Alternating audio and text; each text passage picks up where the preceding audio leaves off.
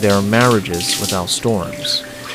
No shouting, no betrayal, no major event that makes outsiders gasp. How did it come to this? There is only coldness.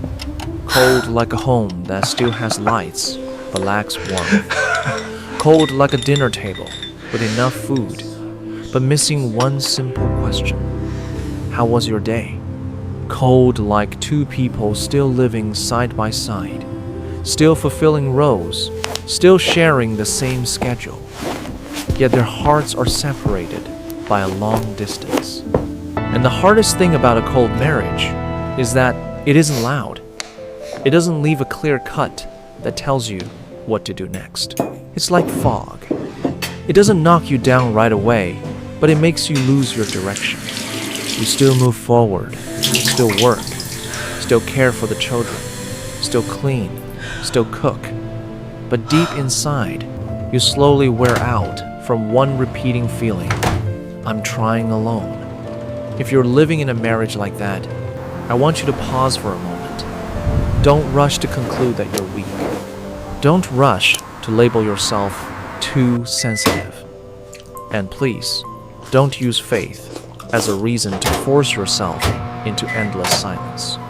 Because some pain doesn't come from what someone does, but from what they don't do. Not listen, not asking, Hey, can not we being talk for a present, minute about earlier? not reaching for you I know with things real have been care. a little tense. You can do everything in the house.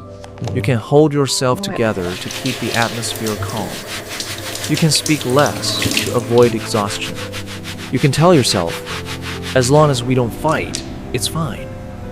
But then there are nights when the lights go out, when the TV goes quiet, when there's nothing left to scroll on your phone, when you finally hear something clearly. Something inside you is crying out very softly, not to make a scene, just the quiet cry of a soul. I am lonely in my own home. And in those moments, you often run to God. You pray more. You try to be gentler. You remind yourself to be patient. You try to fix yourself first. You hope that if you become good enough, the warmth will return. But time passes, and the coldness remains. The more you pray, the more tired you feel. The more you try, the smaller you become. And a quiet fear begins to rise. Did God not hear me? Am I praying wrong? Am I not faithful enough? Today, I want to speak to you as if it were God's word for the one who is weary in a cold marriage. God does not confuse peace with freezing. God does not call coldness a virtue. God does not praise you for disappearing just to keep the surface calm. He sees the tears you swallow. He hears the sighs you hide, and He is not ashamed of your feelings. He does not blame you for needing love you can actually feel. God is gentle, but God is also truthful. He will not lull you with beautiful words that keep you suffering in the dark. He leads you into the light because the light may scare you at first, but it saves you from living wrongly in silence. Sometimes God does not give you the quiet you expected, because that kind of quiet is slowly killing you. Instead, God gives you something else: awakening, clarity, the courage to name what is really happening. In the gospel, there's a scene that is simple but deeply profound. Jesus meets the Samaritan woman at the well. He does not begin with condemnation. He begins with a human request: give me a drink. Then he speaks of living water. Jesus sees something deeper than her outward life. A thirst. Not only a thirst for water, but a thirst to be understood. A thirst to be seen. A thirst to live truthfully, not as someone performing a role. You are the same. In a cold marriage, what you suffer is not only a lack of words. You suffer a long, ongoing thirst. The thirst for a caring look. The thirst for a sincere question. the thirst for an unhurried Look at this. It's the conversation, craziest thing I've seen the all thirst day. to be touched with respect. Honestly, And the I most really dangerous don't part care. of coldness is not distance. It's that it makes you doubt yourself. It makes you minimize your pain. It makes you defend the other person. He must be busy. Maybe I'm asking too much. Maybe I need to be stronger. And little by little, you stop trusting your own intuition. You stop daring to name what you're living through. You live as if your feelings don't matter. But God did not create you to live as someone invisible. God did not give you a heart so it could be silenced. God did not tell you to call pain normal. True faith does not force you to shut off your emotions, swallow your tears, and smile for appearance's sake. True faith always brings you back to truth, because only truth sets you free. There is a scripture passage many people know by heart, but often misunderstand when they are hurting. St. Paul speaks about love. Love is patient. Love is kind. It does not seek its own. It bears all things, believes all things, hopes all things. And because you are a person of faith, you may easily turn this passage into a rule that forces you to endure forever. You hear the phrase, bears all things, and you lock your heart, telling yourself, I'll just endure. God will reward me. But listen carefully. Enduring in love does not mean accepting ongoing neglect as normal. Enduring in love means patience that moves toward healing, not endurance that erases you. True love is always joined with kindness and truth. Love does not make the one who stays slowly wither. Love does not leave the person beside you lonely forever. Love does not call long silence fine. God teaches us to be gentle, but He does not teach us to be cowardly. God teaches forgiveness, but He does not teach us to justify coldness. God teaches patience, but He does not teach self-abandonment. And God would never ask you to use His name to cover a truth that is slowly breaking you. I am not being listened to. I am not being respected. I am beside someone, yet I cannot meet them in the soul. Remember this. Silence can sometimes be peace, but prolonged silence in marriage can be a sign that the heart is no longer being cared for. And an uncared for heart becomes tired, becomes dry, and eventually shuts itself down. When someone in the home is no longer asked about, they begin to shrink.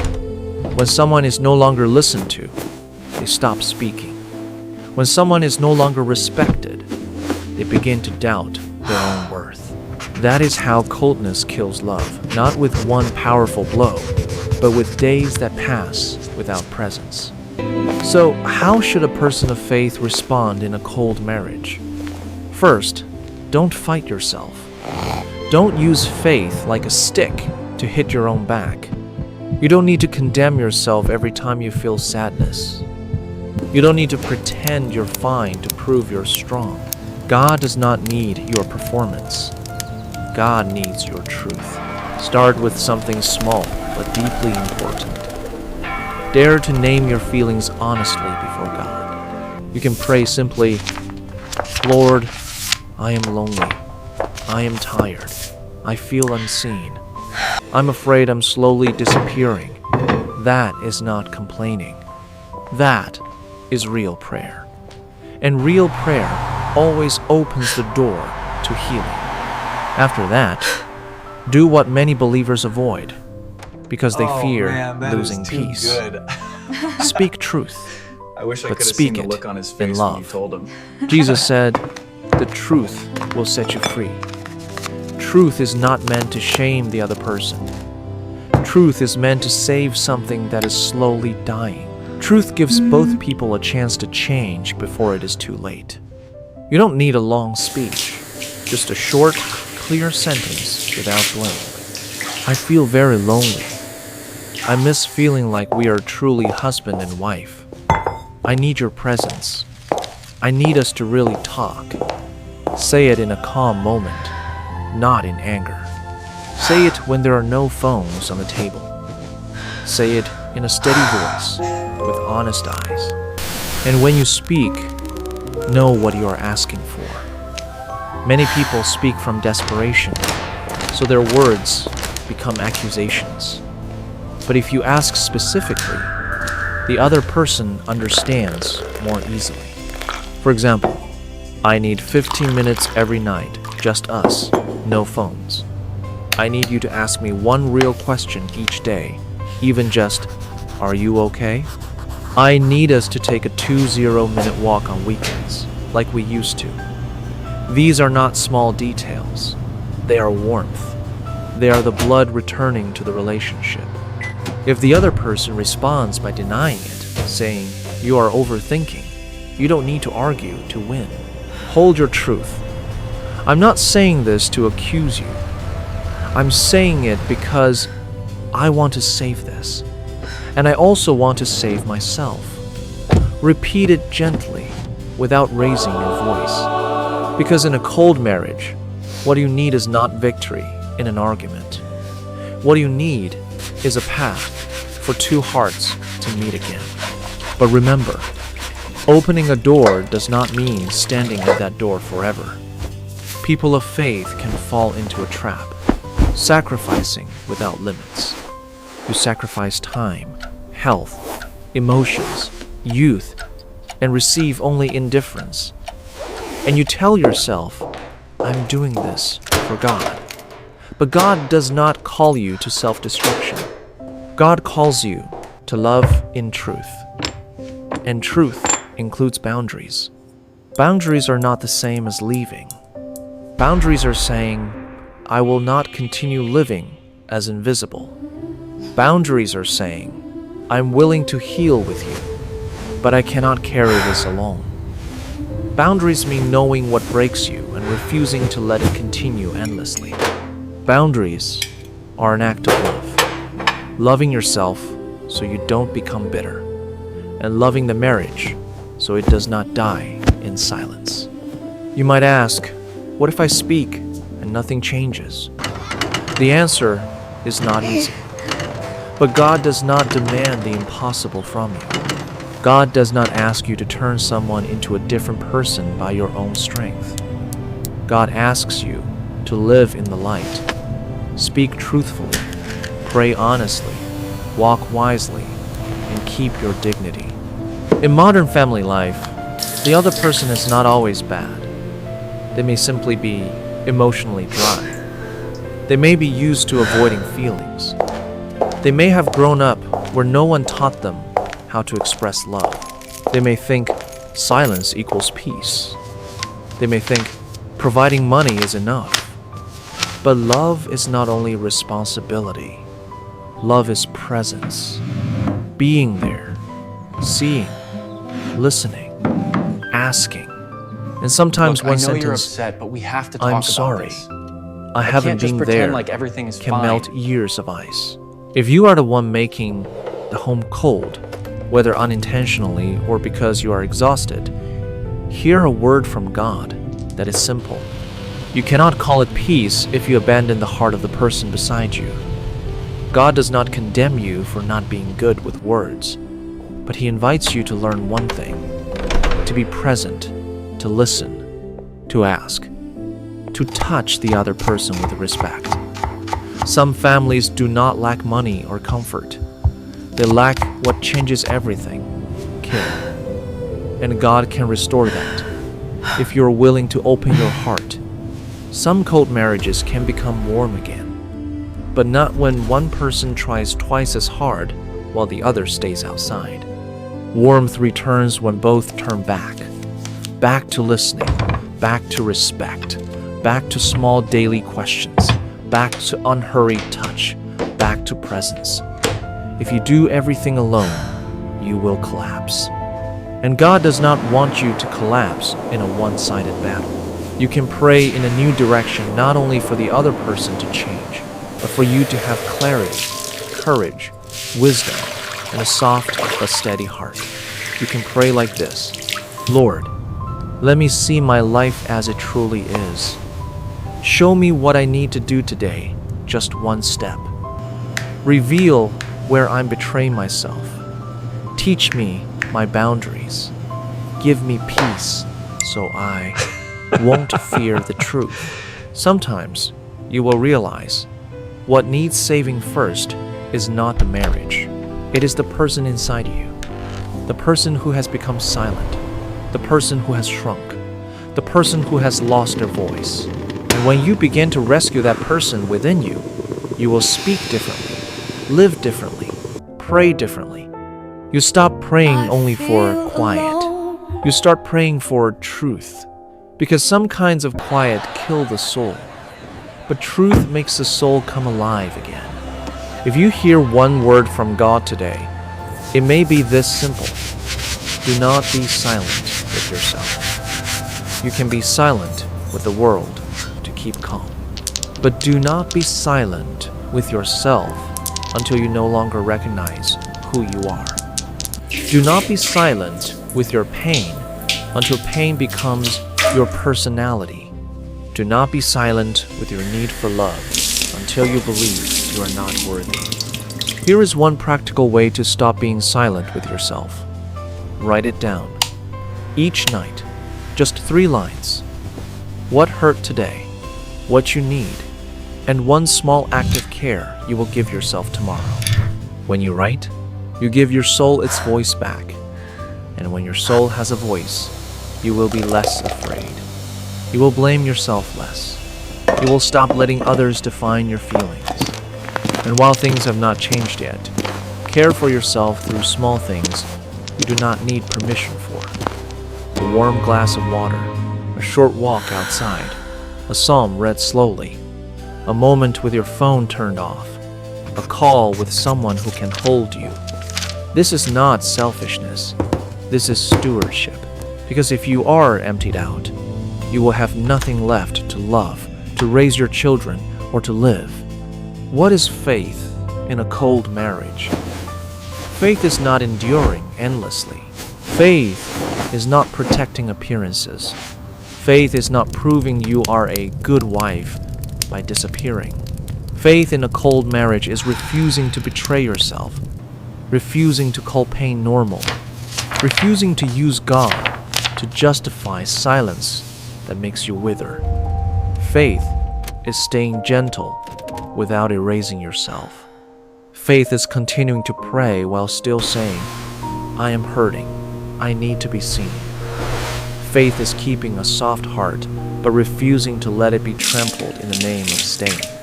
If you are in a cold marriage, I want to say something softly. You are not too sensitive. You are not asking for too much. You are not wrong for wanting connection. And sometimes, staying is not automatically a virtue. Virtue is staying without losing yourself. Or if one day you need to change the way you live, seek help, go deeper in honest conversation, pursue marriage counseling, ask for spiritual guidance, this is not failure. This is courage. Because real love always requires For too long we have remained courage. silent. God does not demand But silence perfection in the from face us. of injustice is complicity. God only asks for truth. And God can begin warming a home through very small things. One meal with no phones, 10 minutes of listening, one hand held, one sincere question before sleep, one apology without excuses, one. Thank you for the effort the other person still makes. And now, let us offer a common prayer for every family. Father of mercy, you see homes that still have lights on, but hearts that are cold. You see tables that are full, but conversations that are empty. You see husbands and wives still living side by side, yet each one alone in a different way. Please enter the silences in our families. Heal the invisible wounds, the wounds of the one who tries but is not seen, the wounds of the one who is silent because they do not know how to begin, the wounds of children growing up in a home that is quiet but cold. Give married couples the grace to listen without defensiveness, to speak truth without cruelty, to apologize without pride, to forgive without denying reality. Teach us to love as you love, gentle but not false, patient but not disappearing, sacrificial but not losing dignity. Return to our families the simplest thing we have lost, presence. Teach us to pause and truly see one another, to ask one honest question, to hold hands when we are tired, to return to each other with respect. And if anyone is exhausted in a cold marriage today, hold them close. Remind them that they are not alone.